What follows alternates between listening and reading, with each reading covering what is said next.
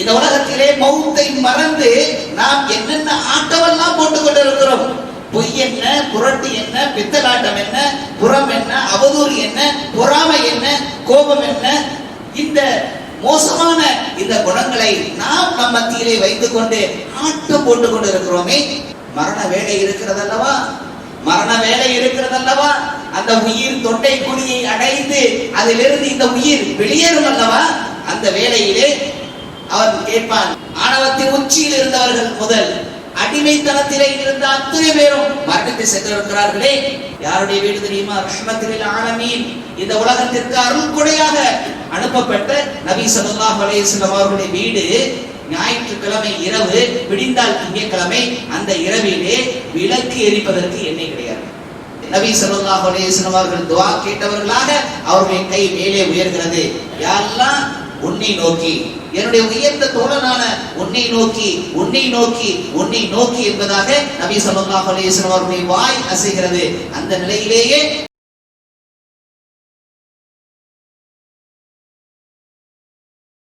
نحمده ونستعينه ونستغفره ونؤمن به ونتوكل عليه ونعوذ بالله من شرور أنفسنا ومن سيئات أعمالنا من يهده الله فلا مضل له ومن يضلله فلا هادي له وأشهد أن لا إله إلا الله وأشهد أن محمدا عبده ورسوله. اللهم صل على محمد وعلى آل محمد كما صليت على إبراهيم وعلى آل إبراهيم إنك حميد مجيد. اللهم بارك على محمد وعلى آل محمد كما باركت على إبراهيم وعلى آل إبراهيم إنك حميد مجيد. أعوذ بالله من الشيطان الرجيم. بسم الله الرحمن الرحيم. يا أيها الذين آمنوا اتقوا الله حق تقاته ولا تموتن إلا وأنتم مسلمون. وقال تعالى: يا أيها الناس اتقوا ربكم الذي خلقكم من نفس واحدة وخلق منها زوجها وبث منهما رجالا كثيرا ونساء واتقوا الله الذي تساءلون به والأرحام إن الله كان عليكم رقيبا.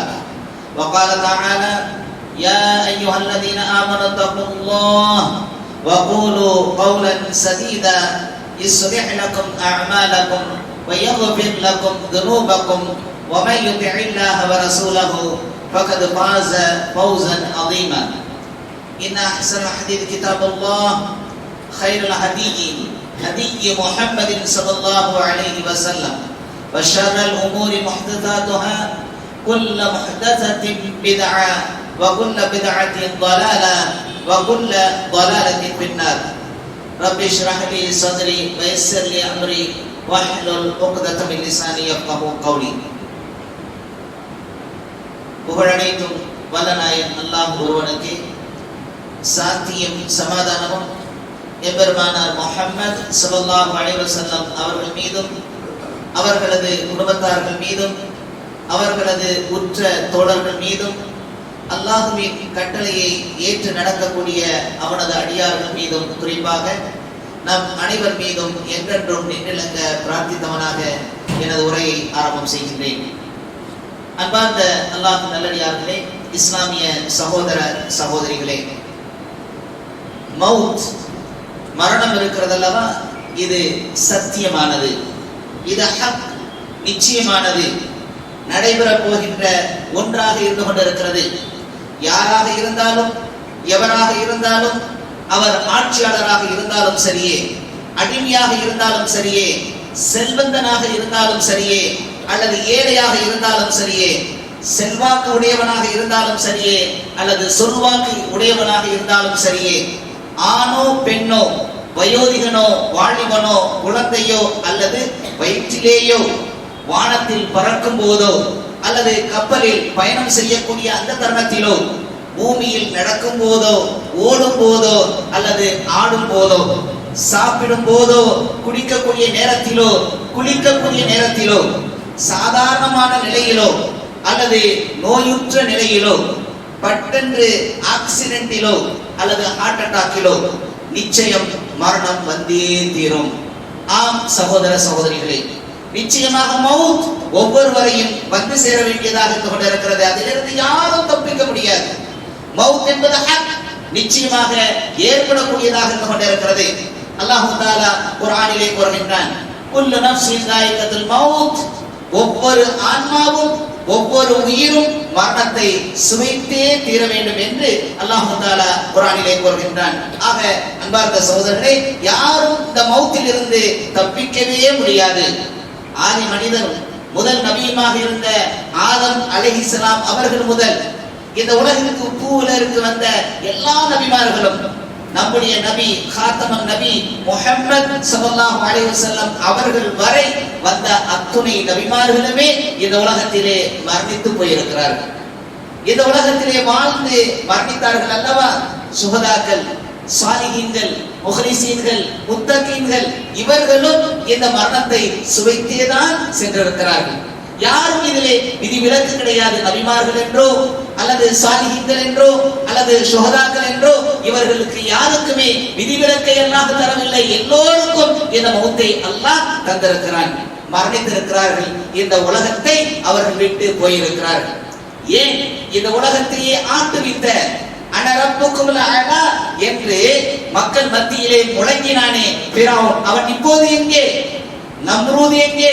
ஹாமான் எங்கே? காரூன் எங்கே? இப்படி இந்த அடிச்சாட்டியத்திலும் அட்டுழியத்திலும் ஆணவத்திலும் இந்த அதிகாரத்திலும் கொடிகட்டி பிறந்தார்களே, அத்தகைய இந்த மோசமான இந்த நபர்கள் கூட இப்பொழுது எங்கே இருந்து கொண்டிருக்கிறார்கள்? எங்கே போனார்கள்? இந்த ஆணவத்தினுடைய அதிகாரத்தினுடைய சொந்தக்காரர்கள் எல்லாம் எங்கே போய்விட்டார்கள்?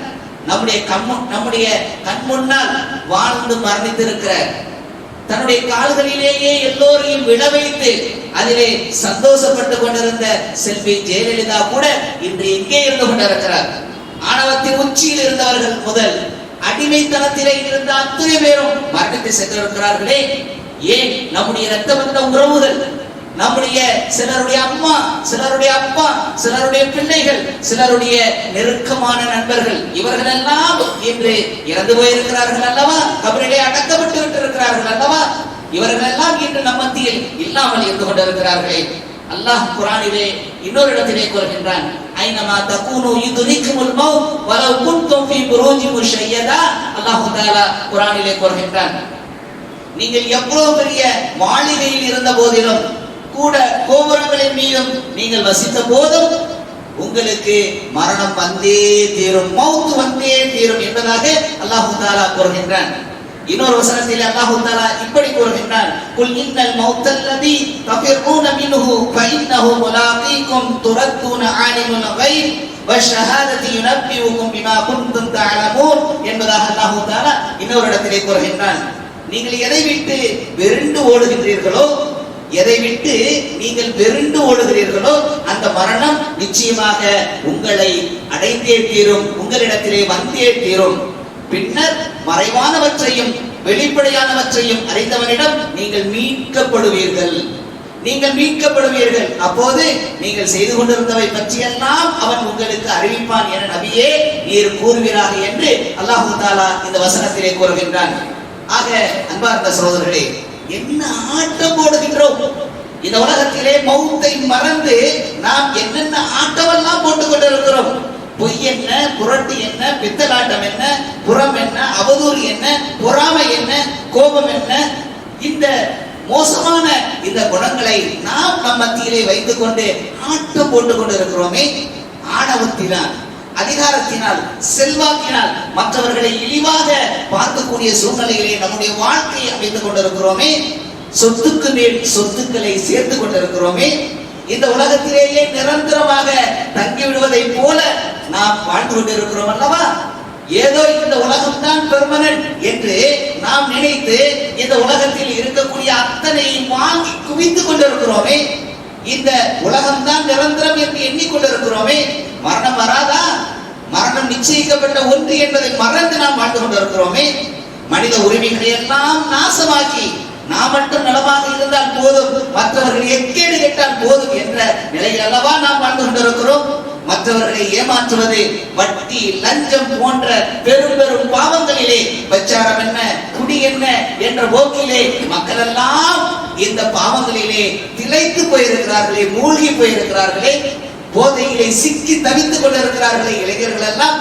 இதெல்லாம் எதை காட்டுகிறது என்று சொன்னால் மௌத்தை மறந்து வாழக்கூடிய நிலையை காட்டுகிறது. பிடரி நரம்பிற்கு மிக அருகிலே இந்த மௌத் இருக்கிறது என்கிற இந்த உணர்வு, இந்த எண்ணம் நமக்கு வராமலேயே வாழ்ந்து கொண்டிருக்கிறோமே.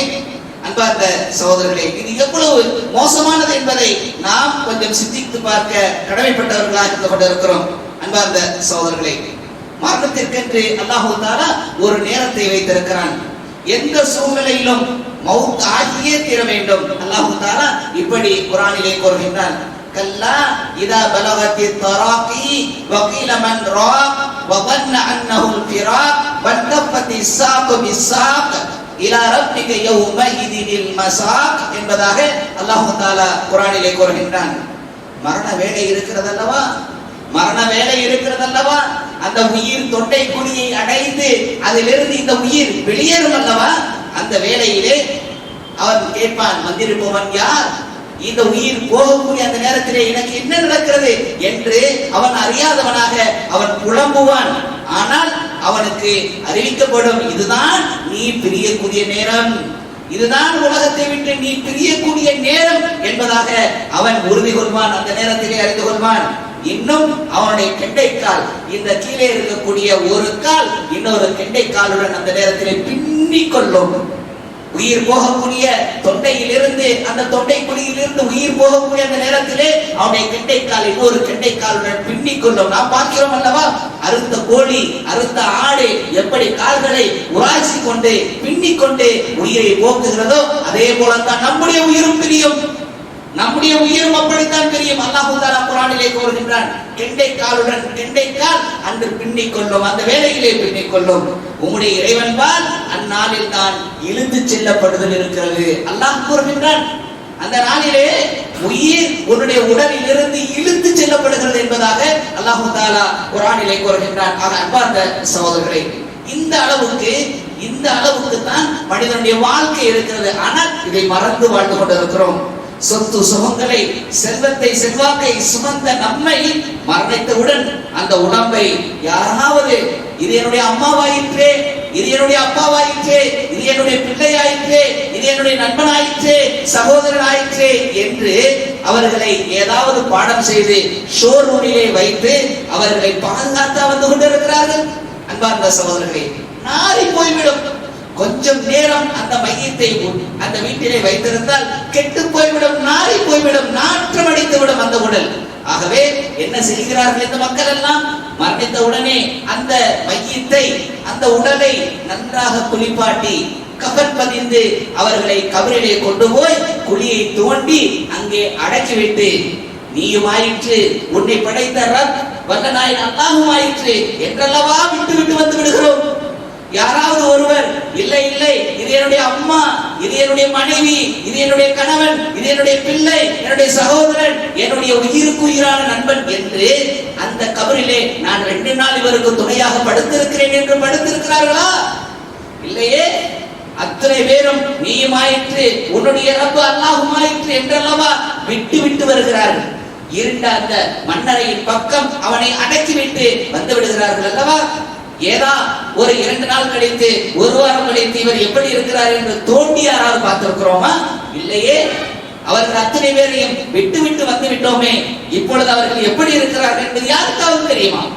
கபரிலே அடக்கி வைத்து விட்டு வந்தோமே, அவர்களின் நிலை எல்லாம் எப்படி இருக்கிறது என்பதை யாராவது அறிந்திருக்கிறோமா? இல்லையே. அந்த நிலையை அல்லாஹ் மட்டுமே அறிந்தவனாக இருந்து கொண்டிருக்கிறான் அல்லவா. ஆகவே அன்பார்ந்த சகோதரர்களே, தன்னந்தனியாக மண்ணறையிலே சென்று நாம் அடங்கி போயாக வேண்டும். மண்ணறையிலே சென்று நம்முடைய உடலை வைத்துவிட்டு எல்லாரும் வந்து விடுவார்கள். நாம் இந்த உலகத்தில் வாழக்கூடிய காலகட்டத்தில் நாம் என்ன நல்ல அமல்களை செய்தோமோ அதை தவிர வேறு எதுவுமே நம்முடன் வரக்கூடியதாக இருக்காது. ஆகவே அன்பார்ந்த சகோதரர்களே, இதையெல்லாம் அறிந்திருக்கிறோம், தெரிந்திருக்கிறோம். ஆனால் வெகு சீக்கிரத்திலேயே உடனேயே மறக்கக்கூடியவர்களாக வாழ்ந்து கொண்டிருக்கிறோமே, இதுதான் மிகப்பெரிய கொடுமையாக இருந்து கொண்டிருக்கிறது. மௌத்தை மறக்காத எந்த ஒரு மனிதனும் தன்னுடைய உலகத்திலே தன்னுடைய அந்த உலக வாழ்க்கையை சீராக்காமல் சீரழிக்க மாட்டான். மிக சிறந்த முறையிலே தன்னுடைய உலக வாழ்க்கையை ஆக்கிக் கொள்வதற்காக அரும்பாடுபடக்கூடியவனாக இருப்பான். ஆனால் இந்த மௌத்தை மறந்து போகிறானே, கபருக்குழிக்கு அந்த கபருஸ்தானுக்கு செல்லக்கூடிய நேரத்திலே அவனுடைய உள்ளம் ஒரு விதமான பயம், பதைவதைப்பு, ஒரு விதமான ஒரு உணர்வு அவனுடைய உள்ளத்திலே வரும். ஆனால் அங்கிருந்து வந்த உடனேயே மறந்துவிட்டு இந்த உலகத்தினுடைய ஆசைகளிலும் இந்த உலகத்தினுடைய அவ்வளவு விஷயங்களிலும் தன்னுடைய வாழ்க்கையை தொலைத்து விட்டு நாளை மறுபடி நாளிலே இதே கபருஸ்தானத்துக்கு போகக்கூடிய நேரத்தில் தானே அவன் தான் மோசம் போய்விட்டதை உணரக்கூடியவனாக கொண்டிருக்கிறான். ஆகவே அன்பார்ந்த சகோதரர்களே, இந்த மரணத்திற்கு நாம் தயாராக வேண்டும். இந்த மரணத்திற்கு நாம் தயாராக வேண்டும். எத்தனையோ நபிமார்கள், எத்தனையோ சஹாபாக்கள், இவர்கள் எல்லாம் தன்னுடைய மரணத்தினுடைய வேலையிலே தங்களுடைய தயாரிப்புகளை எப்படி வைத்திருந்தார்கள் என்கிற சில விஷயத்தை நான் உங்களுக்கு கூற ஆசைப்படுகின்றேன். அன்பார்ந்த சகோதரர்களே, நம்முடைய நபி காத்தமன் நபி முஹம்மத் ஸல்லல்லாஹு அலைஹி வஸல்லம் அவர்கள் தன்னுடைய அந்த மரணத்தினுடைய நிலையிலே எப்படி இருந்தார்கள் என்பது உங்களுக்கு தெரியுமா? எப்படி இருந்தார்கள் என்பது உங்களுக்கு தெரியுமா? நபி ஸல்லல்லாஹு அலைஹி வஸல்லம் அவர்கள் ஹிஜ்ரி 10 துல்ஹஜ்ஜினுடைய அந்த மாதத்திலே தன்னுடைய சஹாபாக்களை எல்லாம் அழைத்து, நான் ஹஜ்ஜிக்கு செல்கிறேன், என்னோடு வாருங்கள், ஹஜ்ஜினுடைய கிரியைகளை என்னிடமிருந்து நீங்கள் கற்றுக்கொள்ளுங்கள் என்று ஹஜ்ஜிக்கு அழைத்து சென்று அரபா மைதானத்திலே ஆற்றிய அந்த உரையிலேயே தெரிந்து போய்விட்டது நபி ஸல்லல்லாஹு அலைஹி வஸல்லம் அவர்கள் மரணிக்க இருக்கிறார்கள் என்பதை. நபி ஸல்லல்லாஹு அலைஹி வஸல்லம் அவர்கள் ஹிஜ்ரி 11 முஹர்ரம் மாதத்திலே அவர்கள் அங்கு இருக்கக்கூடிய அந்த மக்களிடத்திலே நல்ல உரைகளை எல்லாம் ஆற்றினார்கள்.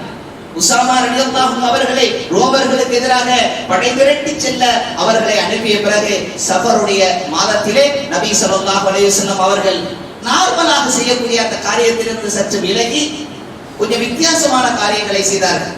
பக்கி என்று சொல்லக்கூடிய அந்த கபரஸ்தானத்திற்கு சென்று அங்கே இருக்கக்கூடியவர்களுக்கு துஆ கேட்டார்கள். நீங்கள் எல்லாம் முன்னே சென்று விட்டீர்கள், நாங்கள் வர இருக்கிறோம். உங்களுக்கு பின்னால் வரக்கூடிய அந்த மக்களுடைய காலம் இருக்கிறதே, அது உங்களை விட மோசமானதாக இருந்து கொண்டிருக்கிறது என்கிற சில பூடகமான, சில அதாவது கொஞ்சம் ரகசியமான சில விஷயங்களை நபி ஸல்லல்லாஹு அலைஹி வஸல்லம் அவர்கள் அங்கே சொன்னார்கள். நபி ஸல்லல்லாஹு அலைஹி வஸல்லம் அவர்கள் அந்த சஃபர் மாதத்தினுடைய 28, 29 அல்லது 29ஆம் தேதி அன்று நபி ஸல்லல்லாஹு அலைஹி வஸல்லம் அவர்களுக்கு உடல் நலம் பாதிக்கப்படுகிறது. அவர்களுடைய உடல் கொதிக்கிறது. ஒரு சஹாபி மரணித்திருக்கிறார். அவரை அடக்கிவிட்டு நபி ஸல்லல்லாஹு அலைஹி வஸல்லம் அவர்கள் வருகிறார்கள். அப்படி வரக்கூடிய காலகட்டத்திலே அவருடைய உடல் எல்லாம் கொதிக்கிறது. அவர்கள் தலையிலே சுற்றி இருந்த அந்த தலைப்பாக இருக்கிறது அல்லவா, அதையெல்லாம் அது கொதிக்கக்கூடிய அளவுக்கு அவர்கள் பக்கத்திலே இருக்கக்கூடிய சஹாபாக்கள் சூடை உணரக்கூடிய அளவுக்கு நபி ஸல்லல்லாஹு அலைஹி வஸல்லம் அவர்களுடைய சூடு இருந்தது. அவ்வளவு கடுமையான முறையிலே அவர்கள் நோய்வாய்ப்பட்டார்கள். நோய்வாய்ப்பட்டு நபி ஸல்லல்லாஹு அலைஹி வஸல்லம் அவர்கள் அதே நிலையிலேயே ஏறக்குறைய 13 நாட்கள் அங்கே உயிர் வாழ்ந்தார்கள். அந்த மதீனாவிலே நோய்வாய்ப்பட்டு 13 நாட்கள் அவர்கள் உயிர் வாழ்ந்தார்கள். அந்த ஒவ்வொரு நாளிலும் ஒவ்வொரு வக்திலும் நபி ஸல்லல்லாஹு அலைஹி வஸல்லம் அவர்கள் எனக்கு உடல்நிலை சுகமில்லையே என்பதற்காக அவர்கள் இமாம் ஜமாத்தை தவற விட்டதே கிடையாது. அவர்கள் தான் அந்த இமாம் ஜமாத்தை மஸ்ஜித் நபவியினுடைய அந்த தொழுகையினுடைய ஒவ்வொரு தொழுகையினுடைய இமாம் ஜமாத்திலே இமாமாக நின்று தொழ வைத்தார்கள். ஆனால் இன்று நம்முடைய நிலைமை எப்படி இருக்கிறது தெரியுமா? ஒரு சாதாரண ஒரு சின்ன விஷயமாக இருந்தால் கூட இமாம் ஜமாத்தை விடக்கூடியவர்களாக கொண்டிருக்கிறோம். அன்பார்ந்த சகோதரர்களே, நபி ஸல்லல்லாஹு அலைஹி வஸல்லம் அவர்கள் இப்படி அங்கே இருந்தார்கள். ஹிஜ்ரி 11 புதன்கிழமை பிறை சரியாக 7 அந்த நாளிலே நபி ஸல்லல்லாஹு அலைஹி வஸல்லம் அவர்கள் அந்த மக்களை எல்லாம் அழைக்கிறார்கள். நீங்கள் வாருங்கள் என்று நன்றாக குடித்துவிட்டு அவர்கள் மிம்பரிலே வந்து உட்கார்ந்து கொண்டு அந்த மக்களிடத்திலே உரையாற்றினார்கள். மக்களே, நீங்கள் அவர்கள் சபிக்கிறார்கள், யூதர்களையும் கிறிஸ்தவர்களையும் அல்லாஹ் நாசமாக்கட்டுமாக. ஏனென்று சொன்னால் அவர்கள் தங்களுடைய நபிமார்களுடைய கபர்களை எல்லாம் வணக்க ஸ்தலங்களாக ஆக்கிக் கொண்டார்கள். அதே போல நீங்கள் ஆக்கக்கூடாது என்று அறிவுரை அங்கே பகிர்கிறார்கள். அது மாத்திரமல்ல, நபி ஸல்லல்லாஹு அலைஹி வஸல்லம் அவர்கள் அன்சாரி தோழர்கள் இருக்கிறார்கள் அல்லவா, அவர்களை சிலாகித்து சொல்கிறார்கள். இந்த அன்சாரிகள் யார் தெரியுமா? என்னுடைய ஈரலையும் இதயத்தையும் போன்றவர்கள். இந்த அன்சாரிகளிடத்திலே நீங்கள் நல்ல முறையாக நடந்து கொள்ளுங்கள். அவர்கள் தன்னுடைய கடமையை மிக சரியாக நிறைவேற்றினார்கள். அவர்கள் எனக்கு கொடுத்த அந்த வாக்குறுதியை நிறைவேற்றி விட்டார்கள். ஆகவே அவர்களின் நல்லோர்கள் செய்யக்கூடிய காரியங்களை ஏற்றுக்கொள்ளுங்கள், மற்றவர்கள் செய்யக்கூடிய தவறுகளை மன்னித்து விடுங்கள் என்ற அன்சாரிகளை சிலாகித்து சொல்லிவிட்டு நபி ஸல்லல்லாஹு அலைஹி வஸல்லம் அவர்கள் இறுதியாக அந்த சபையிலே சொன்ன செய்தி என்ன தெரியுமா? அல்லாஹ் தஆலா தன்னுடைய ஒரு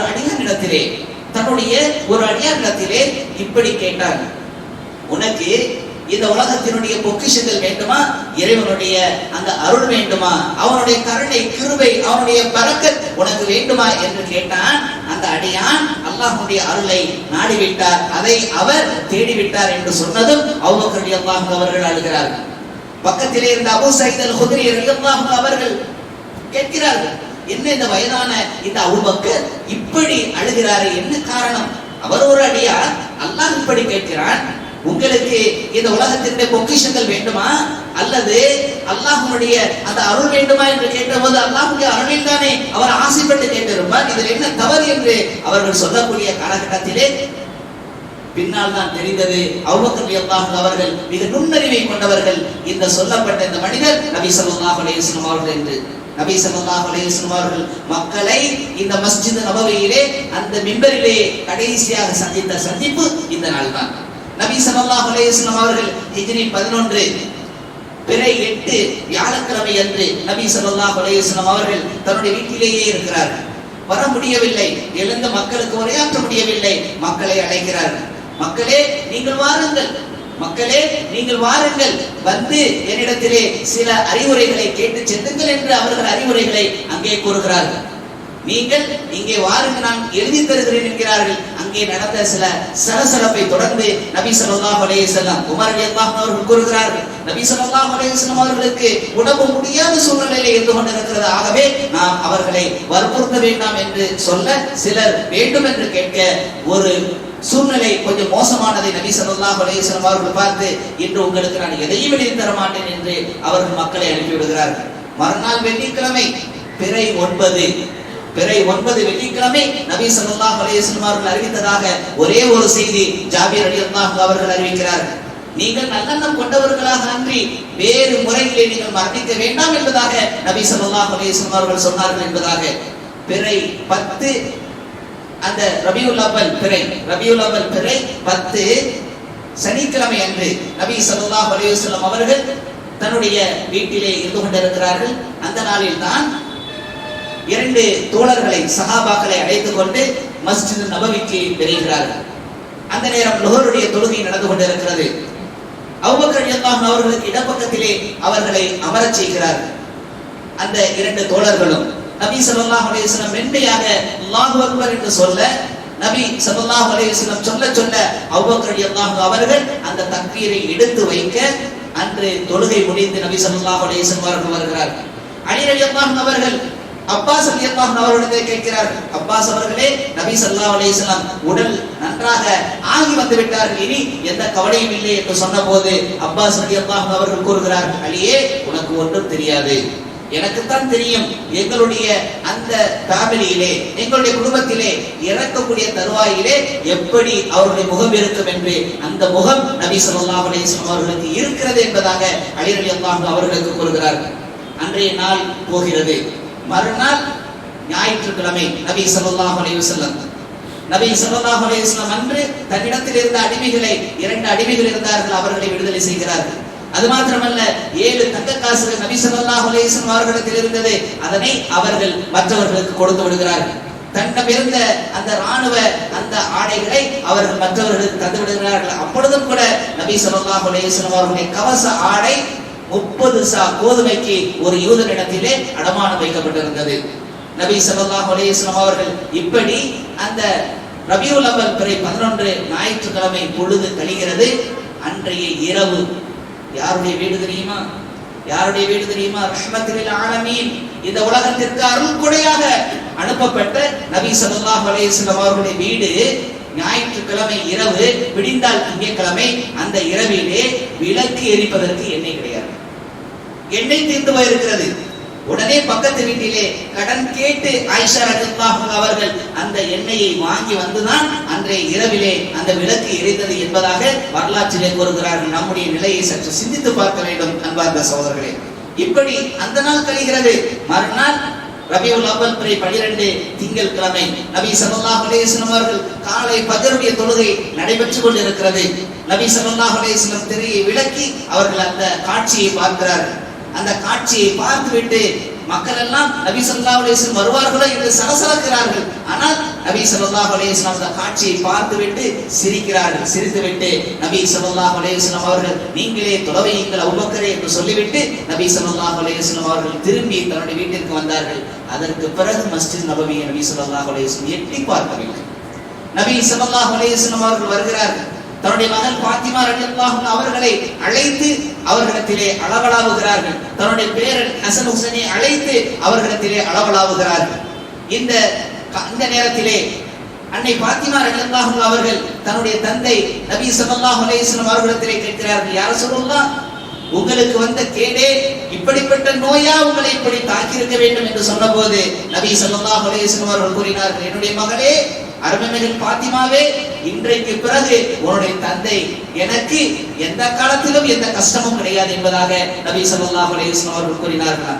அதற்கு பின்னால் நபி ஸல்லல்லாஹு அலைஹி வஸல்லம் தன்னுடைய மனைவிமார்களை அத்தனை பேரையும் அழைத்து நசீஹத் செய்கிறார்கள். சரியாக முன்பகல் நேரம் 10:30 11 மணி ஆகக்கூடிய அந்த நேரத்திலே நபி ஸல்லல்லாஹு அலைஹி வஸல்லம் அவர்களை ஆயிஷா ரலியல்லாஹு அன்ஹா அவர்கள் தன்னுடைய நெஞ்சோடு அவர்களை நபி ஸல்லல்லாஹு அலைஹி வஸல்லம் அவர்களை அணைத்து வைத்திருக்கிறார்கள். அவர்களுடைய தலைக்கும் அவர்களுடைய கழுத்துக்கும் நடுவிலே நபி ஸல்லல்லாஹு அலைஹி வஸல்லம் அவர்களுடைய தலை இந்த நெஞ்சிலே படர்ந்த வண்ணமாக நபி ஸல்லல்லாஹு அலைஹி வஸல்லம் அவர்கள் ஆயிஷா ரலியல்லாஹு அன்ஹா அவர்களுடைய மேலிலே படுத்திருக்கிறார்கள். நபி ஸல்லல்லாஹு அலைஹி வஸல்லம் அவர்கள் அப்படியே பார்த்து கொண்டே இருக்கிறார்கள். அப்துர் ரஹ்மான், ஆயிஷா ரலியல்லாஹு அன்ஹா அவர்களுடைய அண்ணன் அப்துர் ரஹ்மான் வருகிறார். அப்துர் ரஹ்மான் அவருடைய கையிலே மிஸ்வாக் இருக்கிறது. நபி ஸல்லல்லாஹு அலைஹி வஸல்லம் அவர்கள் எப்பொழுதுமே மிஸ்வாக் செய்யக்கூடியவர்களாக கொண்டிருக்கிறார்கள். ஆகவே அந்த குச்சியை பார்த்து நபி ஸல்லல்லாஹு அலைஹி வஸல்லம் அவர்கள் ஒரு விதமான ஏக்கத்தோடு பார்த்தவுடன் ஆயிஷா ரலியல்லாஹு அன்ஹா அவர்கள் உங்களுக்கு மிஸ்வாக் குச்சி வேண்டுமா என்று கேட்டு தன்னுடைய வாயிலே அந்த மிஸ்வாக் குச்சியை நனைத்து நபி ஸல்லல்லாஹு அலைஹி வஸல்லம் அவர்களுக்கு தருகிறார்கள். நபி ஸல்லல்லாஹு அலைஹி வஸல்லம் அவர்கள் அந்த மிஸ்வாக் குச்சியினால் தன்னுடைய பல்லை விளக்கிவிட்டு அருகில் இருந்த அந்த சின்ன பாத்திரத்திலிருந்து தண்ணீரை எடுத்து ஆயிஷா ரலியல்லாஹு அன்ஹா அவர்கள் கொடுத்து அவர்களுடைய அந்த மிஸ்வாக்கை நிவர்த்தி செய்கிறார்கள். நபி ஸல்லல்லாஹு அலைஹி வஸல்லம் அவர்களுடைய பார்வை மேலே உயர்கிறது. நபி ஸல்லல்லாஹு அலைஹி வஸல்லம் அவர்களுடைய கரம் இந்த உலகிற்கு அருள்படியாக வந்தது. இந்த நபி ஸல்லல்லாஹு அலைஹி வஸல்லம் அவர்களுடைய கரம் அப்படியே உயர்கிறது. உயர்ந்து நபி ஸல்லல்லாஹு அலைஹி வஸல்லம் யார் பாவங்கள் எல்லாம் மன்னிக்கப்பட்ட நபி ஸல்லல்லாஹு அலைஹி வஸல்லம் அவர்கள் யா அல்லாஹ் என்னுடைய பாவங்களை மன்னித்து தருவாயாக, யா அல்லாஹ் என் மீது நீ இரக்கம் காட்டுவாயாக, யா அல்லாஹ் என் மீது கருணை காட்டுவாயாக. நீ கருணை காட்டாவிட்டால் வேறு யாரும் கருணை காட்ட முடியாது. என்னுடைய இரட்சகனே, என் மீது நீ கருணை காட்டுவாயாக என்று சொல்லிவிட்டு உன்னுடைய அருள் பெற்றார்கள் அல்லவா நபிமார்கள், சுஹதாக்கள், சாலிஹீன்கள், இவர்களோடு யா அல்லாஹ் என்னை நீ சேர்த்து வைப்பாயாக என்று நபி ஸல்லல்லாஹு அலைஹி வஸல்லம் அவர்கள் துஆ கேட்டவர்களாக அவருடைய கை மேலே உயர்கிறது. யா அல்லாஹ் உன்னை நோக்கி, என்னுடைய உயர்ந்த தோழனான உன்னை நோக்கி என்பதாக நபி ஸல்லல்லாஹு அலைஹி வஸல்லம் அவருடைய வாய் அசைகிறது. அந்த நிலையிலேயே நபி ஸல்லல்லாஹு அலைஹி வஸல்லம் அவருடைய கை கீழே விழுகிறது. நபி ஸல்லல்லாஹு அலைஹி வஸல்லம் அவர்கள் மன்னிக்கிறார்கள். ஆக அன்பார்ந்த சகோதர சகோதரிகளே, இப்படித்தான் நபி ஸல்லல்லாஹு அலைஹி வஸல்லம் அவர்களுடைய இறுதி நேரம் இருந்தது.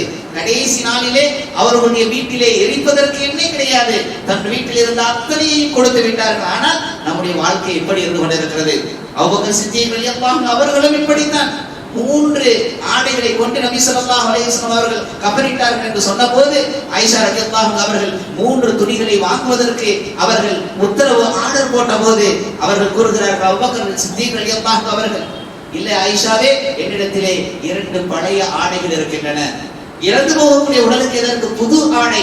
2 பழைய ஆடை போதும், ஒன்றை மட்டும் வாங்கிக் கொள்ளலாம் என்று அவர்கள் 63வது வயதிலே அதே திங்கட்கிழமை தன்னுடைய தோழர் இருந்த அதே கிழமையிலே அவர்களும் மரணித்தார்கள். உமர் ரலியல்லாஹு அன்ஹு அவர்களும் அந்த அந்த மதீனாவிலே ஒரு அபுலுல்லு என்று சொல்லக்கூடிய ஒருவனால் கொல்லப்பட்டு இறந்தார்கள். அன்பார்ந்த சகோதரரே, இப்படி இஸ்லாமிய வரலாறு முழுக்க நீங்கள் எடுத்து தேடி பார்த்தால் இந்த மரணத்தினுடைய வேளையிலே தன்னுடைய வாழ்க்கை எப்படி அவர்கள் அமைத்துக் கொண்டார்கள் என்கிற இந்த படிப்பினை நமக்கு உதவக்கூடியதாக இருக்கிறது. ஆகவே அன்பார்ந்த சகோதரர்களே, இந்த மரணத்தை நாம் நினைத்து நம்முடைய வாழ்க்கையை ஆக்கிக் கொள்வோமாக.